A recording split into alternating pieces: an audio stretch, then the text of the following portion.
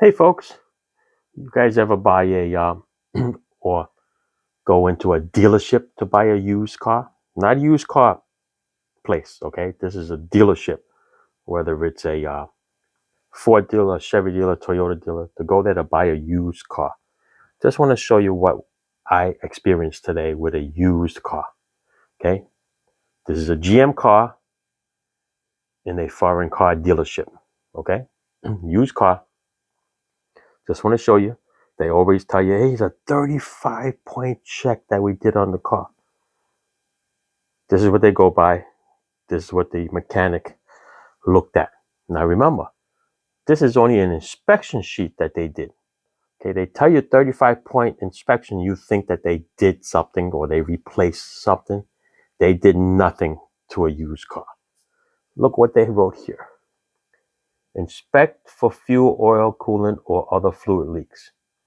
This car had an oil leak. It's a 2014. Inspect the air filter. Oh yeah, they inspected it. They looked at it, but they didn't replace it. It needs replacement. Under hood fluids to make sure that they're full, clear, and uncontaminated. Transmission fluid just barely touched the tip of the transmission dipstick. And yes, I checked it when it was hot. Checked it when it was cold and hot, never moved. Remember, when it's cold, it should be above the fuel. Let's say this is the full mark. It should be above it. When you start up and warm it up, it should come down because the front pump turns. Okay, so it sucks the fluid down and it should come down, but it never moved past the tip of the dipstick. Okay, the next one is doors open and close correctly. 3 of the 4 doors were so rusty on the hinge that they squeaked open and closed, squeaked. You're selling a used car. Did you not put any grease on it? WD-40? Hello? All right. Carfaxes. Okay, you guys know about Carfaxes, right? With a Carfax? Okay, Carfax is only as good as the information that they put to Carfax.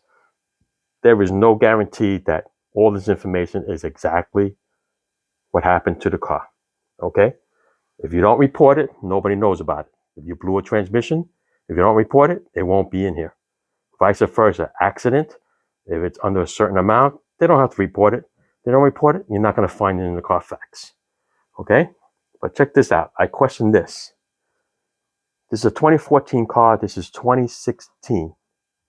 In 2016, it has 6,000 miles on it. If you ever notice in a Carfax on a used car, you'll notice that it's going to start out with 0 miles. If not, maybe 10, 15, 20. And it starts off with the original dealer that sold the car. So I question why this has 6,000 miles and it doesn't say where the car was since it was a 2014. They told me that maybe it was a demo car. Guaranteed this car came from the auction because it says it down here somewhere. But yeah, from 2014 when it was sold, let's say they sold it in 15, okay, or whatever, it's still almost a year and a half disappeared and it comes out with 6,000 miles. So from 2016 to 2019, count that, right? 3 years. It went almost double much miles. But where did it go? Nobody reported the Carfax. This is just an oil change. Then from there, it went to 2020. See the mileage? 15, 16,000, 19,000 in 2022. So here it is here. It disappeared for 2 years. Then all of a sudden, magically appeared with 3,000 miles. So where did it go? Say, Carfax, be very careful. So this is where it was sold in 2022, and it's sold to this dealership who now is going to put it up for sale with 20,000 miles. Okay? This is where we are. Car was asking to be sold for 16.5. 16.5. So now, watch this. After we negotiate the price and we got it down to 16, as is, because it's a used car and it's almost 8 years old, they want nothing to do with it. I told them I'd give them 15. They came up to 16. That's what we agreed on. 16, when they come down and they give you the list of the price, you see 16,000 here.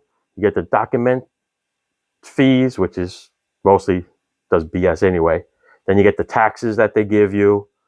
Then they started with coming with some other stuff that can be removed. They gave me a extended warranty for about $3K, tire and wheel protection for about $800, protection for the interior and exterior, which is like I guess a Scotch Guard, and it's sprayed on the fabric seats because this thing has fabric seats.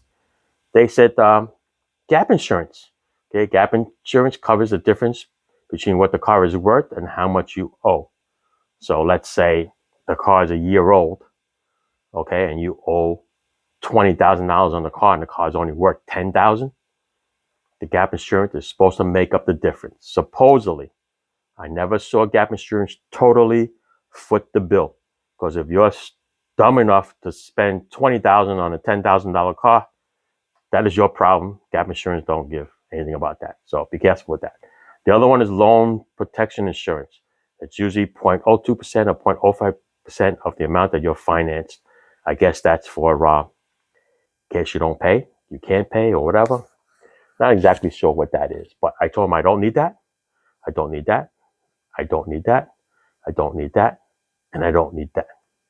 Okay? The car's already 8 years old. You're selling me this with no warranty anyway. I do not need to spend $3K on extended warranty. The other one was the tire and wheel protection.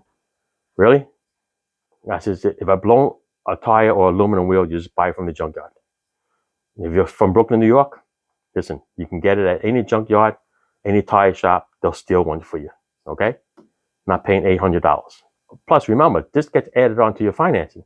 So if you financed the $16,000 for 60 months, which is 5 years, the $800 goes on top of that, and then your percentage goes on top. So everything that you add on here adds to the price of the car, and interest adds to it too. So you're taking an $800 loan, so to speak, and dragging it out for 5 years. So think about that, okay? Excuse me. The other one was VIN etching. They take the VIN number, they etch it into the glass. So they said that was extra. But wait, it gets better. Okay? I said, no, I don't need that. I said, all GM cars has a VIN number, either with a sticker or a number stamped into the metal. And if I can steal the car, the VIN number is going to be there. I don't need it on my 4 glasses on the side, the windshield, and all that stuff. I said, that's done. That's bogus. All right? So, like I said, I'm going to show you what else they did here. So, 16,500. We chewed them down to 16. I started at 15. And we met somewhere in the middle. I said, give me 16. And then you add all the taxes and stuff like that. Next thing you know, I see 2 other items added there. Roughly, these are just rough prices. I forgot the name of the items that they told me, but there's 2 items over here. And they told me that they do it to every used and new car sold at the dealership. I said, well, what do you mean by that?